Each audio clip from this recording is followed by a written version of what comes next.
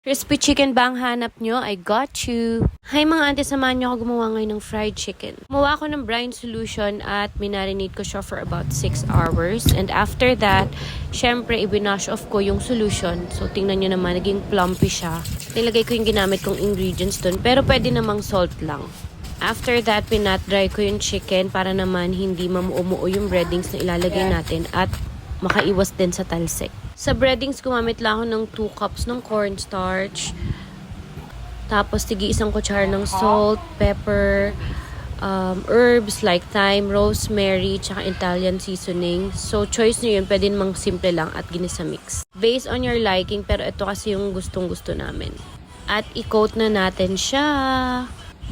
Make sure to cover all sides para yung lasa ng breadings ay manuot talaga sa chicken. Ganon. At ayan na nga ang ating finished product.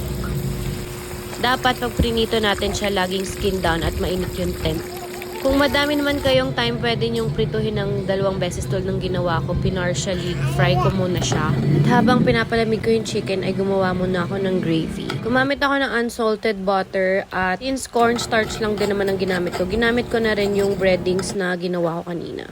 At yan, finay ko siya sa butter para mawala yung pagiging powdery sa lasa niya. At nilagyan ko ng konting hot water and of course, nor at fresh milk. So yan, nilagyan ko siya ng chili powder, pepper ulit, at konting ginisa mix. So depende yun sa taste nyo, pero ito yung gustong-gustong lasa ng jowa ko, ganun. At sa consistency naman, gusto namin medyo malabnaw para masarap siyang isabaw sa kanin. Pero in fairness, ang sarap nito, promise. Bagay siya sa kahit anong meat, sa steak or sa mashed potato. So try nyo. At ayan na nga, sinecond fry ko na ang chicken. Mas nagiging crispy siya pag sinecond fry mo siya. Huwag mo siyang i-overcook para juicy pa din. At ayan na nga ang crispiness. Naririnig nyo ba mga ante? Ang sarap niyan, promise. Tingnan mo, ang juicy. At ayan na nga, first bite, nag-I love you agad yung asawa ko, Char. At ayan, sobrang sarap, promise. Sobrang crispy ng balat niyan. Kaya try nyo na.